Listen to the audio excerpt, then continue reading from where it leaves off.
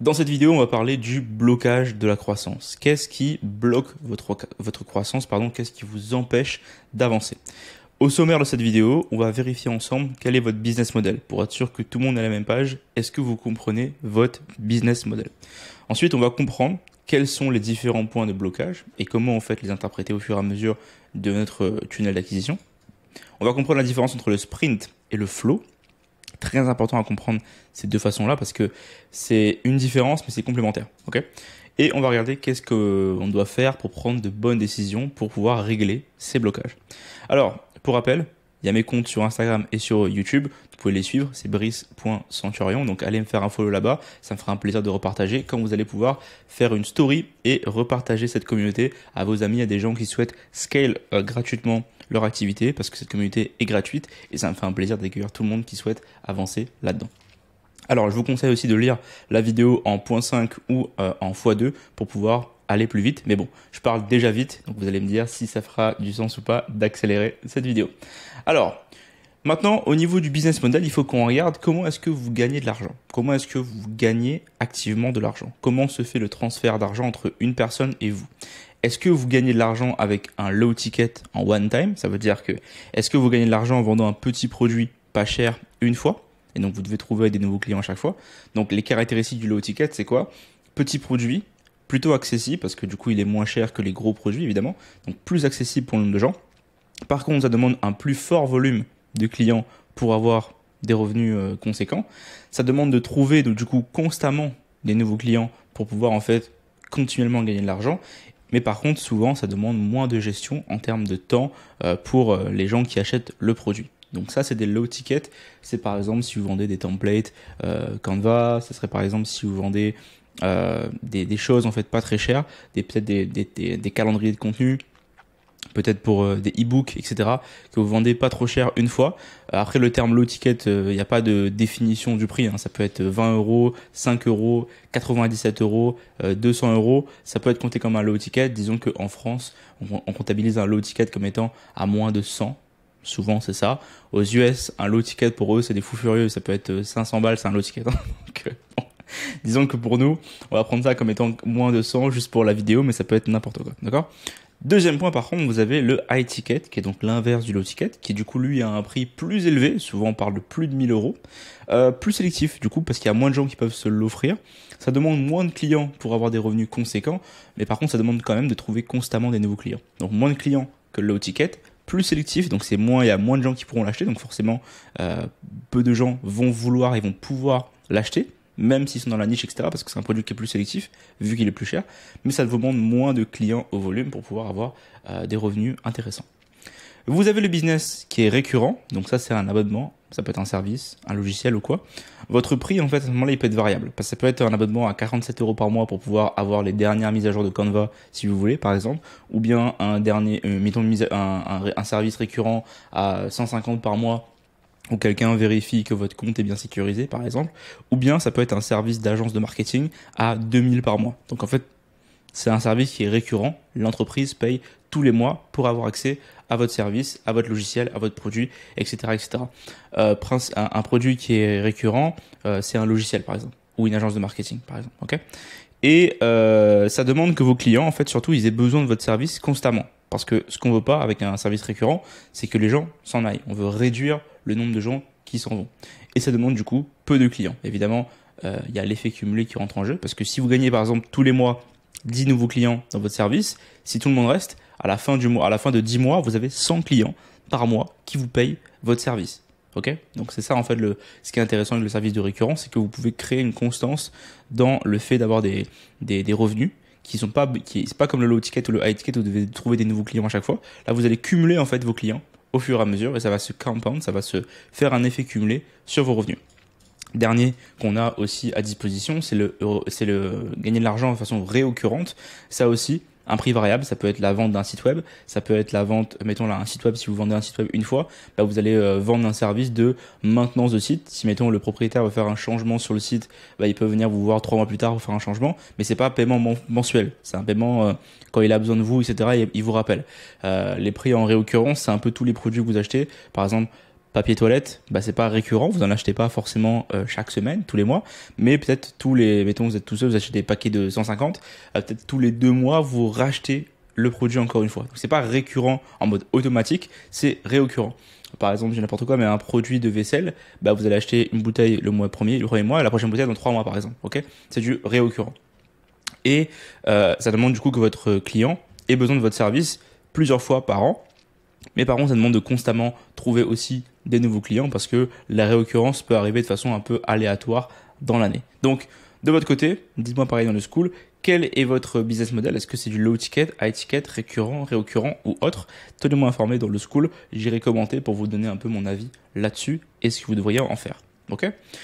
Maintenant, on va essayer de comprendre quels sont les différents points de blocage. Et ça, c'est très important de comprendre cette partie-là. Ici, on a ce qu'on appelle des principes de bottleneck. Donc, comment on appelle ça en français? C'est le goulot d'étranglement. Donc, le goulot d'étranglement d'un process, d'un tunnel, par exemple, d'acquisition, qui va faire en sorte que vous bloquez la croissance de votre business par rapport à un aspect de celui-ci. Imaginons qu'on a un schéma comme celui-ci où, en haut, on a le trafic. En bas, on a le trafic qui est converti en prospect. En dessous, on a la vente et en dessous, on a la gestion client. Bah, vous voyez bien que ici, le closing, la vente, est dépendant en fait du trafic qui rentre. Mais si la quantité de trafic est supérieure à ce que peut gérer en fait la conversion en prospect, donc là, si vous rentrez plein de gens par en haut, mais que en bas, le goulot se rétrécit, donc là, en fait, le trafic converti en prospect qui va vers la vente, si le flux est plus petit en bas et il est contraint, il est serré, bah forcément, vous allez générer plus de revenus, même si vous avez plus de trafic au-dessus. Donc, vous avez un endroit qui bloque votre business parce qu'il n'y a pas la capacité nécessaire pour le gérer ou le temps. D'accord? Parce que pareil, trafic converti en prospect, ça peut être une question de temps, vous n'avez pas le temps de parler à tout le monde, pas le temps de faire des mails, etc. Et ça bloque l'envoi de gens vers la vente. Et si ensuite, votre vente, elle n'est pas excellente, donc là par exemple vous avez une vente qui est toute petite et le bout à la fin il est tout petit, bah, ça vous fera, vous avez par exemple vous-même vous pouvez gérer peut-être 50 clients par mois par exemple, bah, vous allez avec que 10 parce que vous pouvez vendre que à 10 par mois. Donc en fait vous avez une capacité qui n'est pas remplie parce que votre vente n'est pas assez fournie par rapport au trafic qui est converti en prospect et par rapport au flux au-dessus. D'accord? Deuxième exemple, ici par exemple vous avez un flux en haut qui est pas énorme par rapport à celui-là. Je vais peut-être baisser ça, hop. Mettons qu'au-dessus vous n'avez pas un flux qui est énorme ici par rapport à celui à gauche. Celui à droite, il y a un plus petit flux, mais vous arrivez mieux à convertir les prospects, enfin les trafics en prospects. Mais comme vous avez un petit flux, bah ça va pas avoir autant de réussite que sur le côté parce qu'il y a un plus gros flux de trafic entrant. Donc avec un plus petit flux, votre bottleneck il est en fait dans le trafic, tout le contenu que vous créez. Vous n'arrivez pas forcément à convertir plus de monde parce que il n'y a pas assez de trafic qui est converti en prospect. Et du coup, ça a un impact forcément derrière sur la vente et sur la gestion client. Donc là, le bottleneck, il est dans le trafic. Il faut avoir plus de trafic pour pouvoir ensuite convertir ce trafic en prospect, ensuite en vente et ensuite en gestion client.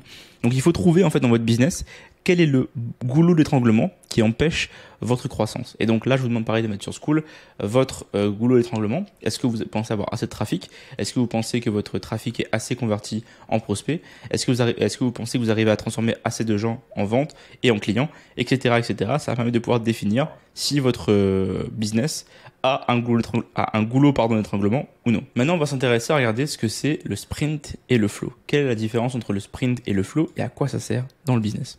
Le sprint, c'est la vitesse, c'est l'intensité, la rapidité d'action, c'est l'utilisation de la motivation pour avancer, c'est un focus qui est intensif, c'est de la souplesse, mais par contre, ça a un risque de burn-out. Le sprint, c'est souvent ce qu'on va utiliser pour atteindre rapidement un objectif. D'accord? Ou bien qu'on vient de commencer un business, on est drivé par la motivation, on a envie de mettre tous ses œufs dans le même panier, de foncer tête baissée, d'avoir tout le focus, on met toutes ses ressources là-dessus, etc. On peut bouger très vite, on est très flexible parce qu'on fonce en fait. Par contre, on peut s'épuiser très vite. Donc, un sprint, c'est intéressant si vous lancez quelque chose ou si vous voulez travailler pendant, mettons, une semaine sur un sujet précis, bah vous foncez comme des oufs pendant une période de temps donnée. D'accord? Donc, le sprint a une temporalité. Maintenant, vous avez le flow en face qui est la constance. Et ça, en fait, c'est le focus sur les actions régulières. Ça veut dire, ok, quelles actions je peux faire tous les jours qui vont créer cette constance et qui vont apporter des résultats. Le flow, c'est aussi avoir une vision long terme. C'est prendre des initiatives sur le long terme. Et le flow, c'est aussi la compréhension des phases et des prises de décision avec le recul. Parce que les phases, c'est très important. Les phases, c'est en fait toute l'année, vous n'allez pas avoir un flux constant de trafic, vous n'allez pas avoir un taux de vente constant et pas forcément un taux de vente qui augmente. Vous allez avoir des hauts et des bas. Mais si vous êtes constant dans votre réflexion, vous allez pouvoir prendre le recul nécessaire pour pouvoir vous dire, ok, qu'est-ce qui s'est passé dans le courant de l'année? Est-ce que là je suis dans une phase ou est-ce que mon business est vraiment en train de se casser la gueule? Ok. Donc il faut se rendre compte des phases, qu'il y a des phases qui existent. Une phase très simple, Q4, tout le monde en parle, c'est la fin de l'année, c'est là où il y a Noël, etc. Machin, donc il y aura un boost de vente. Mais si vous n'avez pas le recul nécessaire pour savoir que Q2, Q3, c'est là où il n'y a pas beaucoup de ventes forcément dans l'année, bah, vous allez prendre des décisions qui vont être non réfléchies parce que vous les prenez sous le coup de l'émotion et pas avec du recul. Donc il faut comprendre qu'il y a des phases dans le business, moments où ça ira mieux et d'autres moins bien. Et quand on prend du recul là-dessus, on peut comprendre qu'on a un impact et qu'on ne doit pas forcément changer des choses trop difficiles ou trop impactantes juste parce qu'il y a des phases dans le business qui montent et qui descendent. Okay ? Le flow permet aussi la stabilité et la prévisibilité de changement. On ne fait pas de changement brusque dans le flow et on peut prévoir ses revenus parce que le flow permet justement d'être stable, de faire des actions constantes, de voir venir le résultat et de pouvoir avoir un impact dessus. Et surtout, le flow permet d'optimiser son business parce que si vous faites des actions constantes, vous analysez ce que vous faites au fur et à mesure, vous faites des petites améliorations. C'est pas vrai que vous allez trouver une solution pour votre business demain matin qui va tout changer pour le business. La réalité, c'est que c'est des améliorations de 1%, 5%, 3%, 10%. Mais en effet cumulé, ces petites améliorations, ça aura un impact sur vos résultats à la fin. Et donc, c'est important de combiner les deux ensemble, le sprint et le flow, mais de le faire par saison ou à des moments précis dans votre business pour pouvoir en fait avoir un vrai impact sur celui-ci. Souvent, on fait une séquence de sprint pour foncer, atteindre un résultat. Genre, par exemple, vous devez, ok, là, il faut que je monte un tunnel de vente pour pouvoir vendre mon e-book ou ma formation gratuite. Bah là, je pars en mode sprint. Je crée tout rapidement, etc. Je focus à fond, je mets toute mon énergie, ma motivation là-dedans, etc. Maintenant qu'il est créé pour le vendre, etc., je continue à mettre de la vente et tout. Et maintenant qu'il tourne, je passe en mode flow, en mode constance. Ok, je crée mon contenu au fur et à mesure, j'envoie du trafic, etc. Mais il a été créé grâce au sprint. Et donc, vous pouvez varier entre les moments de sprint et les moments de flow pour pouvoir en fait altérer les résultats de votre business et pouvoir naviguer à l'intérieur de ça. Maintenant, point sur la prise de décision. C'est l'élément en fait qui va déterminer la réussite de votre business. C'est quelle décision nous allons prendre. Les décisions, c'est ce qui fait la réussite de votre business. Si vous prenez des mauvaises décisions, ça veut dire en recrutement, en changement de tunnel, en publicité, etc., etc. Si vous prenez des mauvaises décisions, ça va avoir un impact sur votre business. Donc la prise de décision a un impact sur le business. D'ailleurs positive comme négative. Une décision doit donc avoir une justification claire qui définit pourquoi on quitte une position pour aller vers une autre position. Donc on doit se demander, ok, pourquoi est-ce que je suis en train de prendre une décision en ce moment? Quelle décision je dois prendre? Et pourquoi est-ce que je dois la prendre? Est-ce que je dois la prendre parce que je stresse ou est-ce que je dois la prendre parce que ça fait du sens? Et donc avant de prendre une décision, attendez 20 minutes. Attendez 20 minutes avant de prendre une décision pour votre business et réfléchissez à la question. Il vaut mieux prendre le temps de prendre cette décision que de la prendre trop vite et faire des erreurs. D'accord? Le stress et les émotions que vous ressentez par rapport à la prise de décision qui va arriver, ce sont des indicateurs. Ce ne sont pas des contrôleurs. Vous pouvez ressentir la peur, vous pouvez ressentir le danger, le stress, mais vous devez quand même exécuter les actions. D'accord? Le stress et les émotions, ce sont des indicateurs. C'est comment ça vous fait sentir. Maintenant, ça ne devrait pas vous contrôler sur la suite des actions. Un phénomène qui arrive très très très souvent, c'est quand un business fonctionne. Plus il fonctionne, moins souvent, l'entrepreneur va vouloir risquer son business. Alors qu'au début, en fait, il a potentiellement tout risqué pour que ça fonctionne. Mais avec le temps, il va prendre moins de risques pour pouvoir en fait minimiser les risques et être plus stable, mais au détriment d'une croissance potentielle. Ça, par exemple, c'est un indicateur que l'entrepreneur a pris une décision basée sur la peur de prendre des nouveaux risques parce qu'il a quelque chose de stable, mais peut-être qu'il a aussi réfléchi à ça en lui disant « Ok, il faut qu'on prenne le temps de faire l'action ». Donc c'est pour ça en fait que je dis que vous devez écouter vos émotions, mais ne pas vous laisser contrôler par celles-ci. D'accord? Il faut réfléchir, il faut avoir une justification claire et définie de pourquoi est-ce qu'on change d'un endroit et qu'on va au suivant. Les pires choses qui peuvent arriver quand on prend les décisions, c'est de 1, aller trop vite, parce qu'on n'a pas pris le temps de répondre. Très important, c'est comme quand vous parlez avec quelqu'un, si vous parlez trop vite des fois sans réfléchir à ce que vous dites, ça peut vous foutre dans la merde. Pareil pour des relations, pareil pour le business, etc. Pareil pour la banque, tout ce que vous voulez. Si vous allez trop vite, ça peut avoir un impact sur vos résultats.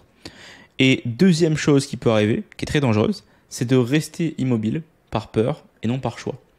Beaucoup trop de gens ne vont pas prendre des décisions ou vont retarder la prise de décision parce qu'ils ont peur de ce qui va arriver.